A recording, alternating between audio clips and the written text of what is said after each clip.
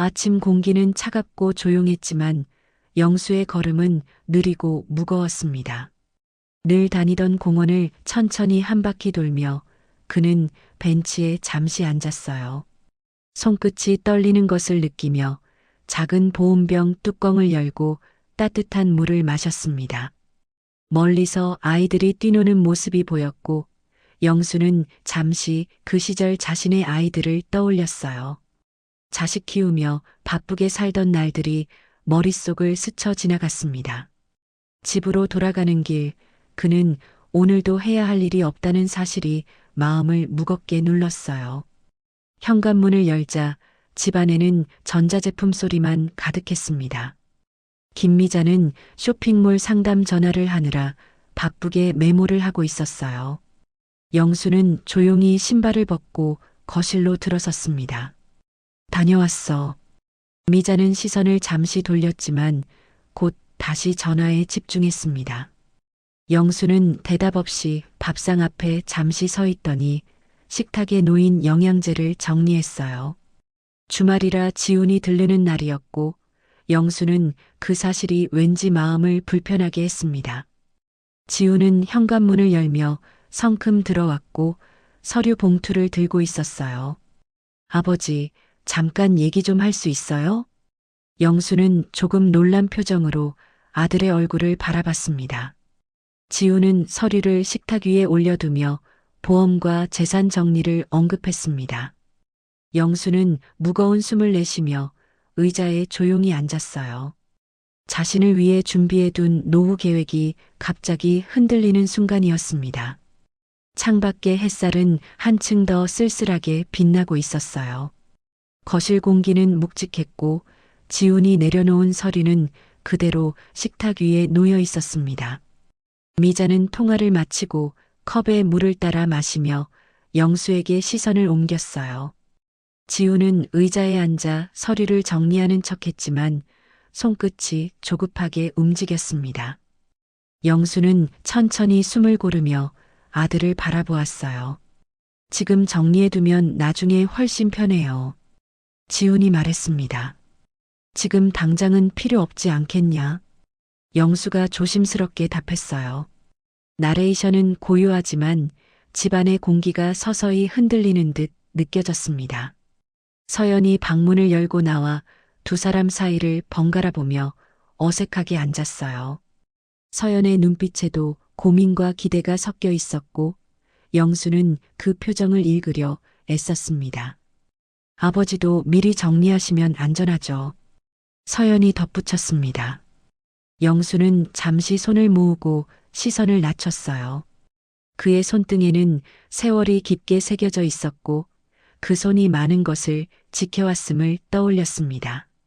미자는 싱크대로 걸어가 휘발유 냄새 같은 긴장감을 피해 컵을 씻었어요. 물 흐르는 소리가 대화를 끊는 대신 더 큰 침묵을 만들었습니다. 내 생각이 있어. 천천히 하자. 영수가 말했습니다. 시간이 우리 편은 아닌데요. 지훈은 짧게 대꾸했어요. 영수는 천천히 자리에서 일어나 안방으로 향했습니다. 그 뒷모습은 조용하지만 흔들리고 있었어요. 남은 가족들은 같은 공간에 있었지만 서로 다른 마음으로 멀어지고 있었습니다. 다음 날 아침 집은 조용했지만 공기 속에는 미묘한 긴장이 남아 있었습니다.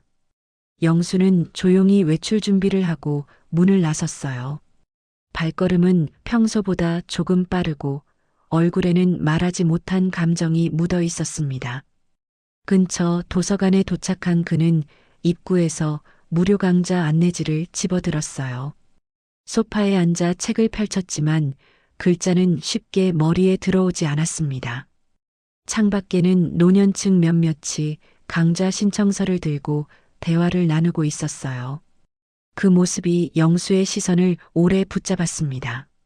손끝이 느릿하게 떨렸고 그는 시선을 책으로 다시 내려놓았어요. 잠시 후 서연에게서 전화가 울렸습니다.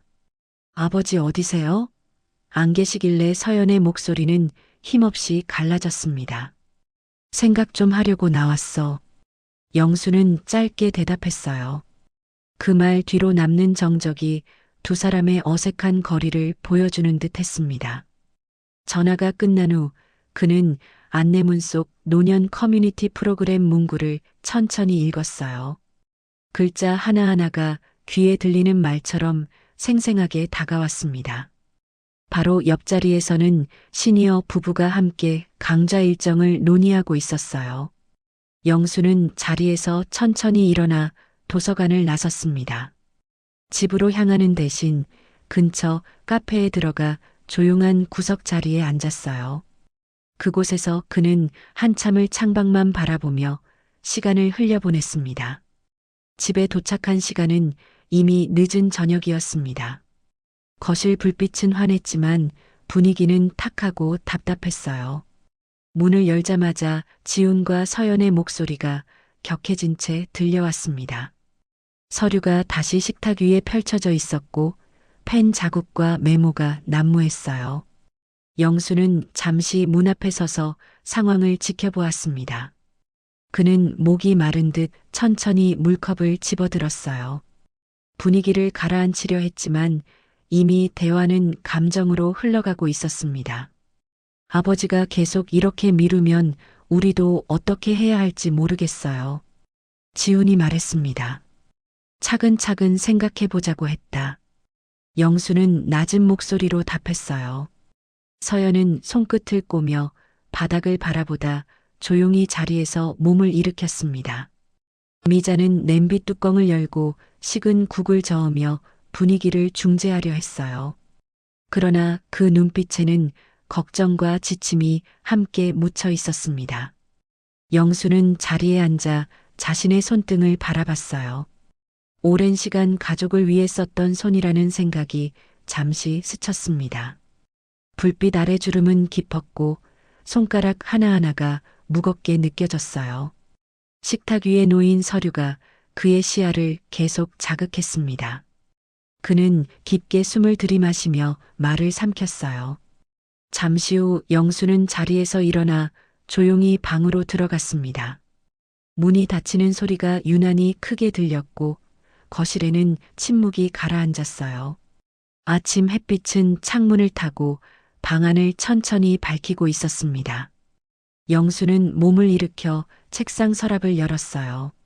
지갑, 작은 노트, 약봉지 몇 개를 조용히 가방에 넣었습니다. 침대 끝에 잠시 앉아 방 안을 둘러본 그는 천천히 숨을 내쉬었어요. 손끝으로 침대 시트를 정리하며 마음을 다잡으려는 듯 했습니다.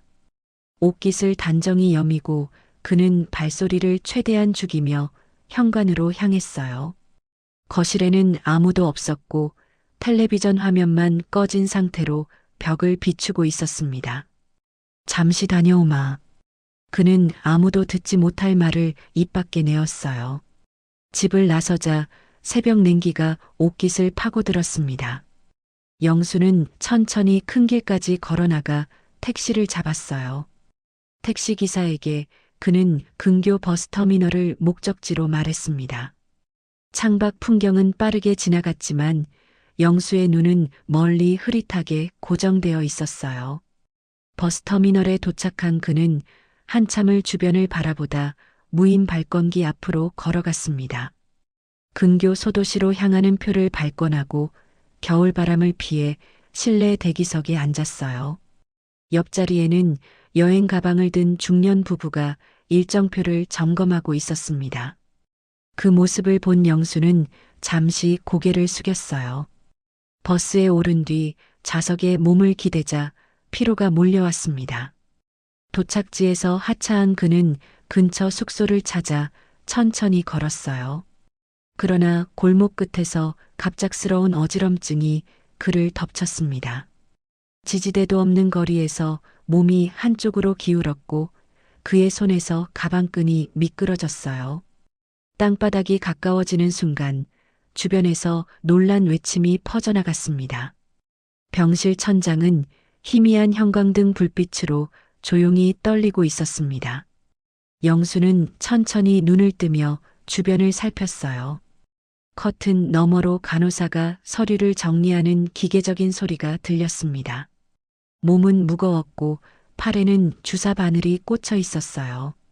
그는 천천히 손을 들어 올리려 했지만 힘이 제대로 들어가지 않았습니다. 문이 열리며 지훈과 서연이 급하게 들어섰어요. 아버지, 괜찮아요? 지훈의 목소리는 급했고 서연의 손은 가방끈을 꽉 쥐고 있었습니다. 영수는 대답 대신 눈을 다시 감으며 천천히 숨을 가다듬었어요. 의사가 들어와 가족에게 상태를 설명했습니다. 과로와 스트레스가 겹쳤다는 말에 지훈과 서연은 서로 시선을 피했어요. 미자는 서둘러 들어와 의사에게 추가 검사를 요청했습니다. 영수는 고개를 천천히 돌려 그녀를 바라봤어요. 치료 잘 받고 쉬면 괜찮아지신다, 의사가 덧붙였어요. 간호사는 보호자 서류를 건네며 사인을 요구했습니다. 지우는 펜을 들었지만 손이 잠시 멈췄어요. 서연은 창가 쪽으로 자리를 옮겨 핸드폰을 붙잡고 화면만 바라봤습니다. 영수는 천장을 바라보며 조용히 호흡을 가다듬었어요. 침대 옆 테이블 위에는 병원 안내서와 노년복지관 홍보 책자가 나란히 놓여 있었습니다. 그의 시선이 천천히 그 책자로 옮겨갔어요. 멀리서 의료 장비의 삑소리가 반복되며 병실을 가득 채웠습니다. 가족들은 같은 공간에 있었지만 서로에게 닿지 못한 채 서 있었어요. 조금 쉬고 싶네. 영수는 힘없이 입을 떼며 시선을 돌렸습니다. 그 말에 가족들은 조용히 고개를 끄덕이고 병실을 잠시 비웠어요. 문이 닫히며 병원 특유의 냄새와 정적만이 남았습니다. 영수는 천천히 눈을 감고 깊은 숨을 들이마셨습니다. 세상과 자신 사이에 묵직한 경계가 하나 생긴 듯 했어요.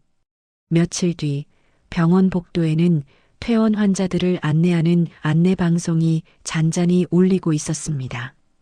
영수는 천천히 옷을 갈아입고 침대 끝에 걸터 앉아 신발끈을 묶었어요.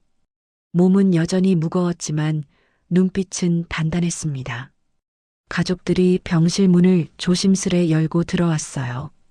집에 같이 가요. 서연이 조심스레 말했지만 목소리에는 불안이 묻혀 있었습니다. 영수는 그 말을 듣고 잠시 손을 멈췄어요.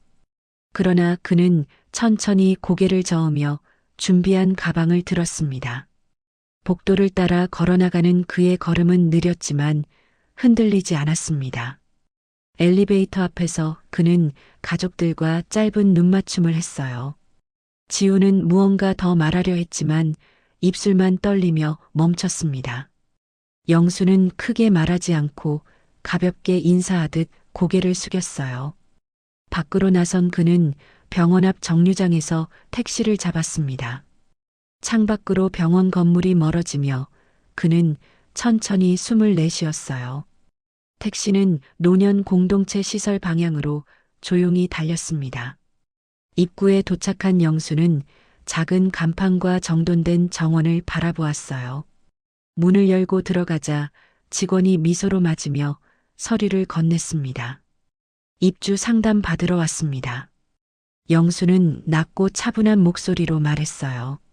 상담실 안에는 차분한 음악과 따뜻한 조명이 흐르고 있었습니다. 직원은 생활 프로그램과 시설 안내를 천천히 설명했어요. 영수는 서류에 이름을 적으며 잔잔한 떨림을 느꼈습니다. 손끝에서 단단한 결심이 하나씩 굳어지는 듯 했어요. 방 배정을 받고 복도로 걸어가며 그는 주변 입주자들의 인사를 가볍게 받았습니다. 창가를 스치는 햇살이 조용히 어깨 위로 내려앉았어요. 오랜 시간 머물렀던 굴레에서 벗어난 듯 그의 걸음은 조금씩 가벼워졌습니다. 휴대폰을 켜자 수십 개의 부재중 전화와 메시지가 화면에 떠올랐어요. 그러나 그는 손가락을 잠시 올려두다가 천천히 화면을 껐습니다.